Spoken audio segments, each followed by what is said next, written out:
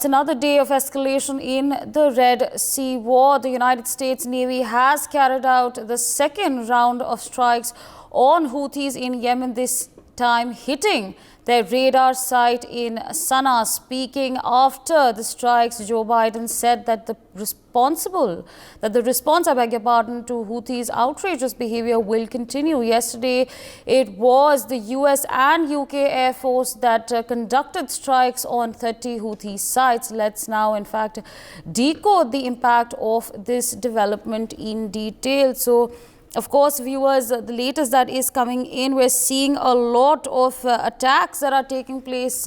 But what I have, viewers, on my screen over here are some visuals that are going to give you an insight on how the container ships are now rerouting to avoid the Red Sea, to avoid any potential attacks on them. So, viewers, I'm going to quickly show you what I have here on my screen. All right, viewers, there you have it, a visual. So, of course, there have been a slew of attacks that have taken place. Here, what I have, viewers, is how the container ships are rerouting to avoid Red Sea. So, as you can see, what it was looking like before these attacks started on the visual that you see on the top portion of your screen is from November 2023, and as you can see, the route that the commercial vessels were in fact carrying was here, and you went from the Gulf of Aden, you took the entire Suez Canal, and this was the route that was being followed. Meanwhile, what you see over here, viewers, from January 2024, after a slew of attacks took place, just to in fact tell you a few which you will be able to recall, the MV Kemp Pluto attack took place on 23rd December. 24th December, we also saw MV Sai Baba that was in fact attacked. Meanwhile, MV Ruin was attacked on 14th December, and of course a lot of other attacks have taken place. So what you see over here, viewers, is how the route has now been detoured. They're now taking a completely different route in order to now make their commercial ships and to in fact have everything out there. So you see there has been a drastic shift in the route that is being taking place. Meanwhile, A.K. Sivach, a defense expert, joins us on the broadcast. Good morning, sir, and thank you so much for speaking to us on NewsX. We've now, in fact, outlined how there has been a detour after a slew of attacks that have taken place. And now, in fact, keeping in mind that the US has now done a second retaliatory attack. I mean, what do you make of these developments? What do you make? I mean, there has been a complete transition in how things are panning out.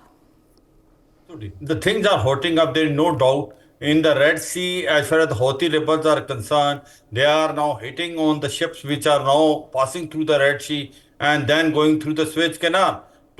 Against this retaliation, basically the US and UK have basically gone and fired against Houthi rebel in Yemen, and they have destroyed a number of their sites there, not only on Thursday, also on Friday. So it seems that now the US and its allied forces are not going to take it lying down, because they already have almost 10 to 15 frigates of US itself with the 2 aircraft carrier and also other maritime ships. So the point today is coming is the Houthi rebel is still striking on the commercial ships, and due to which the pressure is on them. They are now taking a longer route. They are circuiting the whole African continent on the port of Good Hope and then going to Europe. It means it is taking another 10 to 15 days more, and 30% is more cost. Remember, the Red Sea is where the 12% of the trade goes. And as far as the oil is concerned, almost 40 to 50% oil coming from West Asia come through this route. So the whole situation has become very volatile. And the chances of now Iran coming into the war are increasing, because this is an attack now on Yemen.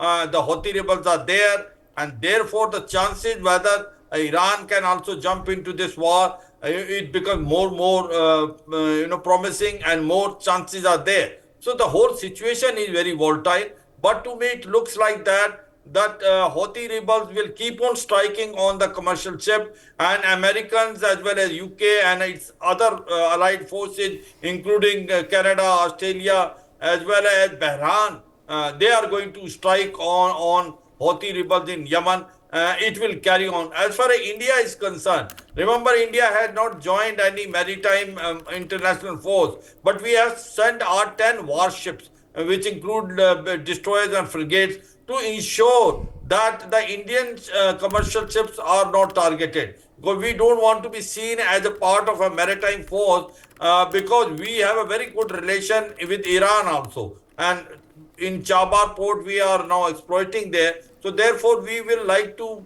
follow a very independent path. We are ready to help other nations' ships which are friendly in case they have any problem in the Red Sea. But we are going to make sure our commercial ships are not being affected. The time will only tell how things pan out there. But as on today, things looks to be very volatile, and things look as if the war focus has now shifted from Gaza Hamas area to now the Red Sea, and this has become now you can say a burning point, and the chances of this war now increasing to a regional war and further increasing now is becoming almost real in time to come. Right, sir, absolutely. In fact, to enunciate on what you just spoken about, I have another visual on my screen over here. I'm going to request my crew to pan on what I have over here, because it's going to give us an elaborate understanding of exactly what's taking place. Of course, here's what you have over here is a visual. This is in fact as of 9th January 2024. It in fact showcases the maritime incidents that have taken place in Bab el Mandeb. So of course I did take a look at it. There are 38 incidents in total that have been outlined. I'm going to quickly take our viewers through what we have over here. On 31st December 2023, there was a boarding attempt. On 3rd December, number 9 ship had threats over radio, so that is what they received. 25th December 2023, MV Mariona received threats over radio. 9th December 2023, MT Patna Ray also received threats over radio. 19th November 2023, Galaxy Leader received boarding attempt. 10th December 2023, drone incidents, and in fact what you see over here are a row of drone incidents that took place. It took place on 10th December, 27th November, MSC Ambra in fact also witnessed a drone incident. 25th December 2023, MSC United 8 also witnessed a drone attack, but they missed that shot. 23rd December 2023, FASA also in fact almost had an accident, a drone attack, but they missed it. 15th December, there was another possible missile attack. 15th December again, MSC Alana also received threat via radio. So of course what you see over here are 38 attacks that we have over here for all our viewers. Of course, there is a lot happening, and this is in fact happening between the late days of November up until the month of December. So 38 incidents have been reported. There may be more. We don't know the actual number, but again, this is a very, very scary number, and I mean, what do you think? I'm going to in fact rope in Mr. Shyam Kumar, defense expert, into the broadcast in Ghana. His reactions on this. Do you think this is an indication of a possible spillover? Yes, thank you. Captain Shyam, being from Navy, obviously these developments are quite close to my heart, and obviously it is concerning India. The Red Sea developments are fallout of Houthis' support for Hamas. And we all know the axis of reaction, that is Hezbollah, Hamas and Houthi, are causing concern for the entire globe because it is affecting the economy. See, statistically, we are aware that it is a very important channel, Bab and Mandeb, with a choke point, and Houthis being controlling the entire Yemen and mostly the South Yemen. They are in a favorable situation, and therefore they are trying to influence the world. The whole world has understood. United Nations has passed a resolution. As I have been saying earlier also, American ships and Americans' response have been quite measured and quite calibrated. And they have been restraining by one-to-one countering attacks of drone and missiles. With the military capability of Yemen rebellions, the entire infrastructure and military capability must be destroyed, must be affected. Only then this problem can be sorted out. And therefore, in a stepwise heating of this situation, Americans have responded with the UK ships and Air Force carrying out attack at Sana'a airport, even the military base, the naval port facilities of Yemen, and have considerably destroyed, as they say, the war waging capacity of Houthis. Now, this deterrence is important.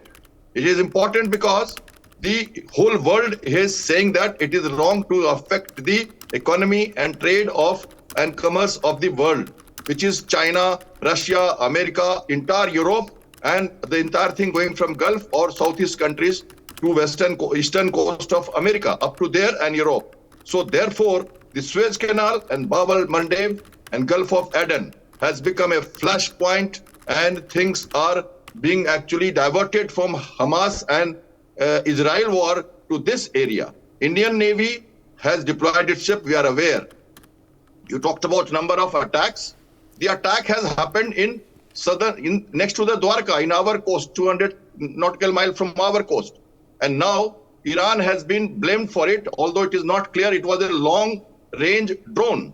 Why I'm saying this? Because our foreign minister on a talk from American Secretary of State has planned a visit to Iran, who is backing up the whole thing. So in international situation, this visit is very important because we got to find out how the things have got affected in the coast of India, Arabian Sea, apart from Red Sea, which in any case is concerning us. Secondly, the Commerce Minister and all ministries are working out the oil price rise, commodity price rise. Insurance companies are delaying the insurance. Ships are not sailing.